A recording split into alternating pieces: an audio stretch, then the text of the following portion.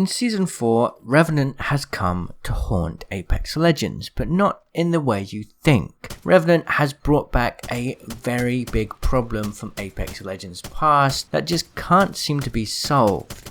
Revenant has a very big hitbox. Despite his thin, lanky model, which may suggest he has a similar hitbox to Pathfinder's, the true story shows that Revenant's hitbox is closer to, say, Gibraltar and Caustic, despite him having the same 5% damage increase as Watson, Wraith, Pathfinder and Lifeline. Why is this the case? I've taken a closer look at the hitbox of Revenant, Gibraltar and Watson to kind of compare how Revenant fits in.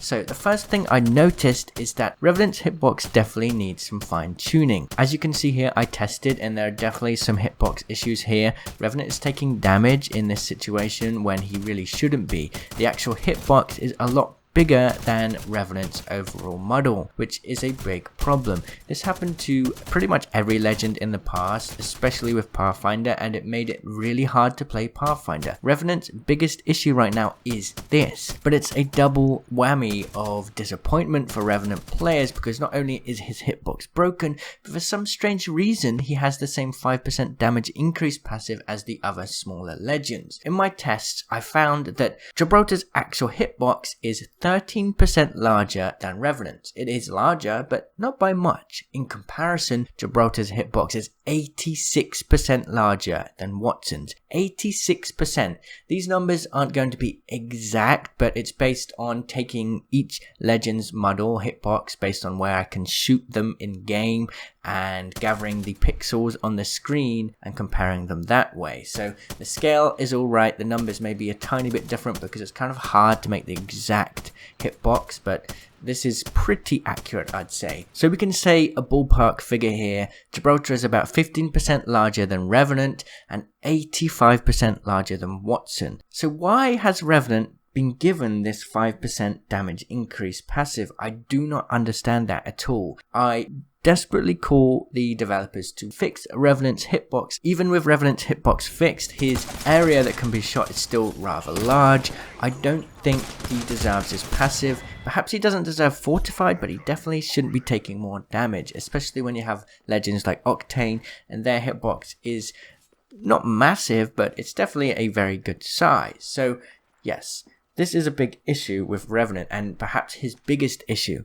But the trouble is, the issues don't stop there. Revenant's ultimate lacks any real value. Players are easily able to shoot a Revenant shadow, they're sent back to the totem, and then you have this massive thing on your screen that just blocks all visibility, and players can instantly take you down because you have so much health. The totem needs a huge rework, and the climbing ability deserves a rework too. I think Revenant should go faster whilst crawling. He needs to be faster. If you want to pull off these plays where Revenant is able to surprise people and take them by surprise, he cannot do that. He's still moving pretty slow, honestly, and it's just, it becomes tiresome to use this ability. Revenant's tactical is a really cool idea, but I think the cooldown should be shorter to give it more versatility.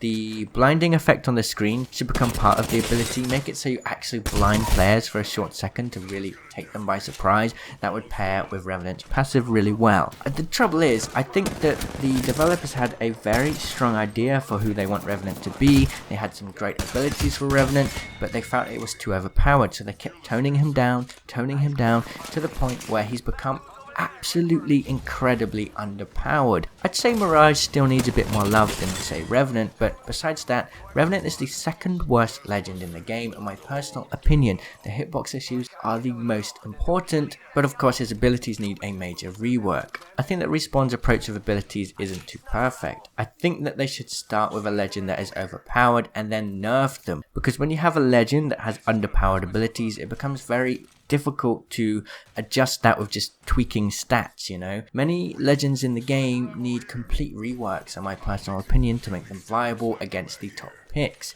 So if Respawn want to keep adding legends, I hope that their approach changes in the future. This is just my personal opinion. I wanted to give them some feedback and also show the glaring issues that Revenant has in this game. We knew how amazing Pathfinder went. So Pathfinder, if you didn't know, was one of the worst legends just because of his hitbox was so bad. His hitbox was fixed and he instantly went from being terrible to one of the absolute best picks in the game. If you're wondering, Revenant should be played right now. He's just terrible. Once his hitbox is fixed, he's okay, but he still needs a lot of work. And this is just an issue with Apex Legends in general. I understand that the developers want to have a approach that, you know, each legend has their unique silhouette. You can always see which legend it is, but it's creating a big problem for high competitive play, and all of the best legends are always going to have small hitboxes.